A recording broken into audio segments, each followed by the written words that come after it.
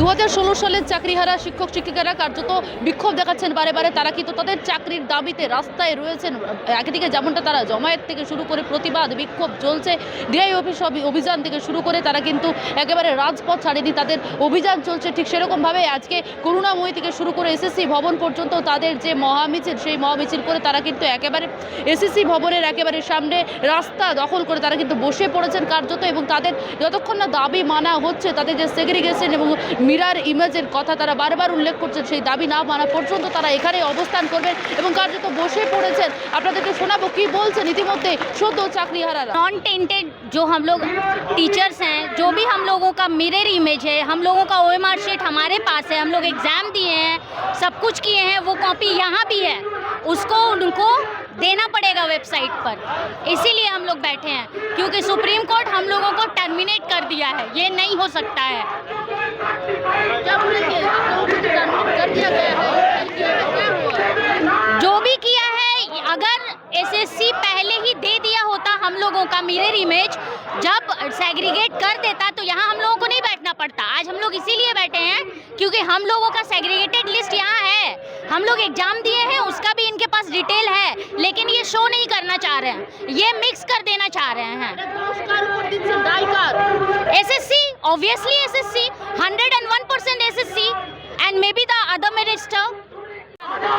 আমরা এসএসসির কাছে একটাই দাবি করব যে আজকে যে 22 লক্ষ ওএমআর মিরর ইমেজ লুকিয়ে রেখেছে, যেখান থেকেই হোক ওরা বার করে পাবলিশ করুক ওয়েবসাইটে, এবং আমাদের যে যোগ্য সম্মান সেটা ফিরিয়ে দিক। আমরা আমাদের যে ওএমআর ওয়েবসাইটে দিয়েছিল সেই ওএমআর আমরা প্রিন্ট করে নিয়ে এসেছি সরকারের, অর্থাৎ এসএসসির অফিসেও ওরা রেখেছে, ওরা চাইলে দিতে পারে। সেই মিরর ইমেজ যেন আজকে প্রকাশ করে এবং সমাজে আমাদের যে সম্মানহানি ঘটেছে সেই সম্মানের সহিত আমরা যেন স্কুলে ফিরে যেতে পারি তার ব্যবস্থা করুক ওরা। সুপ্রিম কোর্টের রায় অনুযায়ী আমাদের কিছু যোগ্য ক্যান্ডিডেট যারা সিবিআই তদন্তের পরিপ্রেক্ষিতে বা অন্যান্য তদন্তের পরিপ্রেক্ষিতে আমাদের বিরুদ্ধে কোনো অ্যালিগেশন নাই। এখন সুপ্রিম কোর্টের রায়ে আমাদের চাকরি চলে গেছে। এই সময়ে এসএসসি সার্ভারে বা এসএসসির কাছে থাকা মিরর ইমেজ অবশ্যই প্রকাশ করতে হবে এবং যোগ্য অযোগ্য যে সকল ক্যান্ডিডেট আছে তাদের লিস্ট সার্টিফাইড আকারে প্রকাশ করতে হবে। এটাই আমাদের মেন দাবি। এটা প্রকাশ করলে তবে আমরা চাকরি থেকে রক্ষা পাবো। আমরা এসেছি আমাদের যোগ্যতার দাবি নিয়ে এখানে এসেছি, যাতে আমাদের যোগ্য জায়গাটা আমরা ফিরে পাই, আমাদের মিরর ইমেজ ওয়েবসাইটে প্রকাশ করুক, এই দাবি নিয়ে আমরা এখানে এসেছি।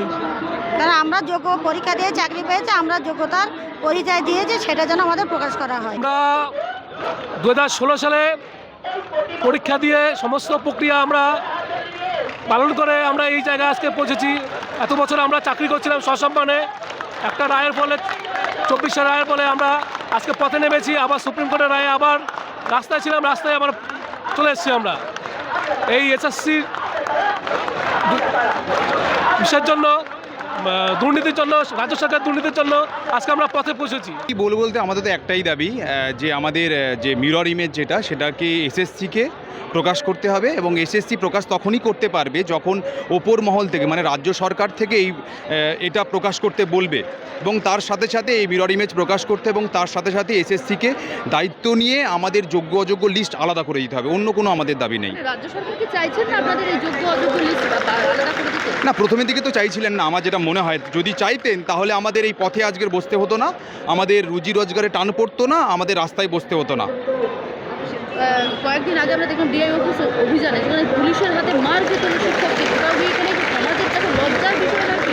হ্যাঁ, অবশ্যই তো লজ্জা। লাথি খাচ্ছে শিক্ষক মহাশয়, আমার তো খুব খারাপ লাগে। আমার অনেক স্টুডেন্ট আমার কাছে পড়তে আসতো পুলিশের চাকরির জন্য, তো তাদের আমি গার্ডও দিয়েছি, পড়িয়েওছি, কিন্তু এখন দেখছি তাদের মধ্যে হয়তো কেউ কেউ স্যারদেরকে লাথি মারছে। এটা খুবই দুর্ভাগ্যের। সভ্য সমাজে বাস করে এটা তো অনভিপ্রেত, তো এটা খুবই দুর্ভাগ্যের আমাদের কাছে। যদি আপনারা যে দাবি নিয়ে এসেছেন এসএসসি ভবনে, যে আপনারা বৈঠক করবেন এবং একটা দল আপনাদের প্রতিনিধি দল যাচ্ছে সেখানে বৈঠক, যদি আপনাদের ইতিবাচক কোনো রকম উত্তর না পেলেন তাহলে? ইতিবাচক তো আমাদের করতেই হবে, আমাদের তো আর কোনো জায়গা নেই। আমাদের তো বাঁচা মরণ লড়াই এখন।